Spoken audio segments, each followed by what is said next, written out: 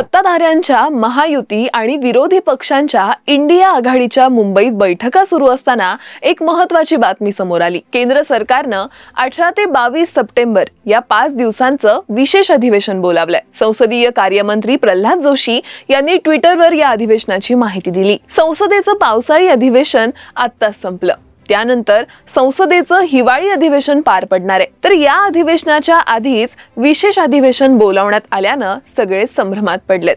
मिळालेल्या माहितीनुसार केंद्र सरकार 5 दिवसांच्या विशेष अधिवेशनात 6 महत्त्वाची विधेयकं मांडू शकतं। सरकारकडे बहुमत असल्यानं या विधेयकाचं कायद्यात रूपांतर होण्यास जास्त काही अडखळी येणार नाहीये। पण यात सर्वात जास्त चर्चा होतीये ती एक देश एक निवडणूक या विधेयकाची। पण हे विधेयक नेमकं आहे तरी काय? त्याचा इतका बागुलबुवा का केला जातोय? त्यामुळं तुमच्या आमच्या म्हणजे सर्वसामान्यांच्या आयुष्यात नेमका काय फरक पडू शकतो? हे एक देश एक निवडणूक असा कायदा खरंच होऊ शकतो का? हेच पाहूयात आजच्या व्हिडिओमध्ये। नमस्कार, मी सिद्धी आणि तुम्ही पाहताय साधं सोपं।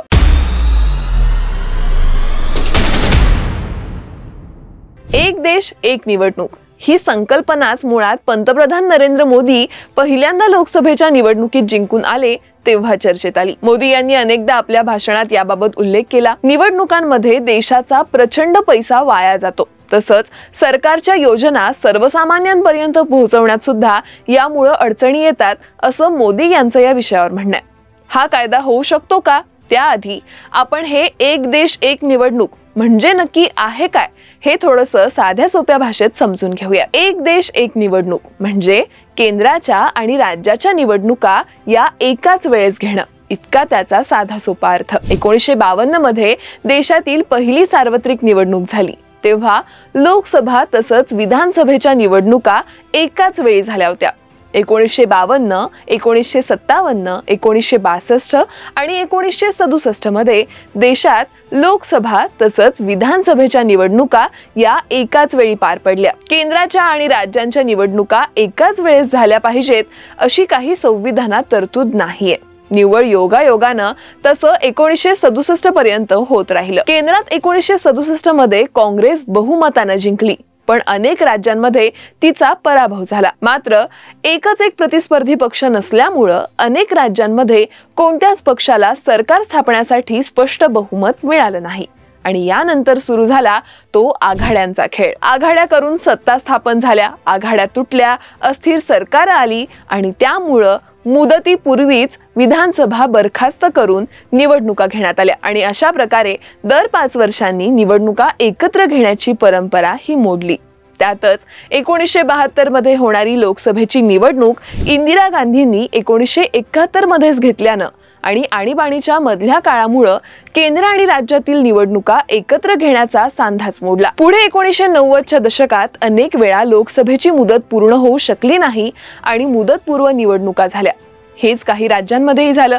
त्यामुळं आता सध्या गेल्या काही लोकसभा निवडणुकांच्या वेळी योगायोगानं आंध्र, सिक्कीम, अरुणाचल प्रदेश आणि ओडिसा यांच्या विधानसभा निवडणुका होत असताना आणि बाकी इतर राज्यांच्या निवडणुका साधारणपणे दरवर्षी 3-4 राज्यांच्या निवडणुका एकत्र होताना आपण पाहू शकतो। पण ही एक देश एक निवडणूक याचं समर्थन करताना नक्की कोणत्या गोष्टी पुढे केल्या जातात?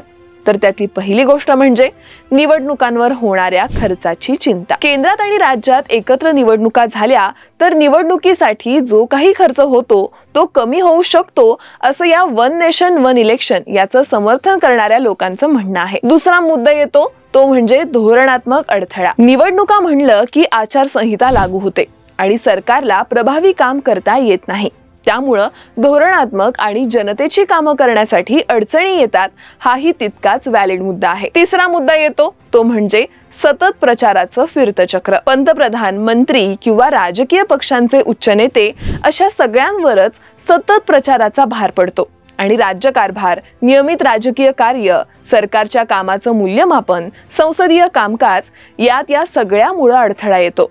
काही अंशी हे सगळे मुद्दे व्यावहारिक असले तरी या वन नेशन वन इलेक्शन या थेरीवर शंका घेणारे लोक नेमकं याकडे कसं पाहतायत ते सुद्धा आपण एकदा पाहूया। जर एक देश एक निवडणूक घडवून आणायचं असेल तर सरकारला अनेक घटना दुरुस्त कराव्या लागतील आणि यामुळे संविधानाचा बेस खिळखिळा होऊ शकतो आणि असे बदल करणं हे मुळात केशवानंद भारती खटल्यानं घालून दिलेल्या संकेतांचं उल्लंघन होऊ शकतं. त्यामुळं हा प्रस्ताव सरकारनं बहुमतानं जरी रेटला तरी देखील या सगळ्या घटना दुरुस्त्या न्यायालयाकडून पुन्हा एकदा तपासल्या जाऊ शकतात. दुसरा मुद्दा येतो तो म्हणजे भाजप हा कायदा आणू पाहतंय त्यामागचं सर्वात महत्त्वाचं कारण अनावश्यक खर्च, सततचा प्रचार हे मुद्दे नसून महत्त्वाचा मुद्दा आहे तो या राष्ट्रीय पक्षांची यामुळे होणारी दमछाक. आज भारतात खऱ्या अर्थानं फक्त काँग्रेस आणि भाजपा हे देशभर सगळीकडे निवडणुका लढवणारे पक्ष आहेत. बाकीचे पक्ष ठराविक राज्यांमध्येच लढतात. त्या राज्याच्या निवडणुकीचं वेगवेगळं वेळापत्रक असल्यामुळं दमछाक होते ती या दोन पक्षांची. त्यांना प्रादेशिक पक्षांशी जोमानं लढता यावं म्हणूनच या नव्या कायद्याचा घाट घातला जातोय असं काही विश्लेषक सांगतात. तसंच ज्या पक्षाला केंद्रात सत्ता मिळतीये तोच पक्ष राज्यातही निवडून येण्याचे चान्सेस यामुळे 10 पट वाढतात. उदाहरणच घ्यायचं झालं तर आपण पाहू शकतो की 25 वर्षात केंद्राबरोबर काही राज्यांमध्ये निवडणुका झाल्या तेव्हा राज्यांमधील एकूण जागांपैकी 77% जागा एकाच पक्षाला मिळाल्या असल्याचं एका रिसर्चमधून समोर आलंय. त्यामुळं असा निर्णय भारताच्या छोटे पक्ष, प्रादेशिक पक्ष यांच्यावर अन्याय करणारा, संविधानाची मोडतोड करणारा आणि केंद्र आणि राज्यात संबंधही बिघडवणारा ठरू शकतो असं बोललं जातंय. त्यामुळं वन नेशन वन इलेक्शन हा प्रस्ताव खरंच सरकार संसदेत मंजूर करून घेणार का? या सगळ्या प्रकरणाबद्दल तुमचं विश्लेषण काय सांगतंय कमेंट बॉक्समध्ये आम्हाला नक्की सांगा. आणि अशाच नवनवीन माहितीपूर्ण व्हिडिओसाठी times of democracy TOD Marathi या आमच्या डिजिटल प्लॅटफॉर्मसह सर्व सोशल मीडिया हँडल्सला लाईक करा, शेअर करा, सबस्क्राईब करायला विसरू नका. राजकारणाचं अचूक विश्लेषण आणि ताज्या घडामोडींचे विश्वसनीय व्यासपीठ टाइम्स ऑफ डेमोक्रेसी TOD मराठीच्या सर्व डिजिटल प्लॅटफॉर्म्सना लाईक, शेअर आणि सबस्क्राईब करा. तसंच नोटिफिकेशन्स मिळवण्यासाठी बेल आयकॉन प्रेस करायला विसरू नका.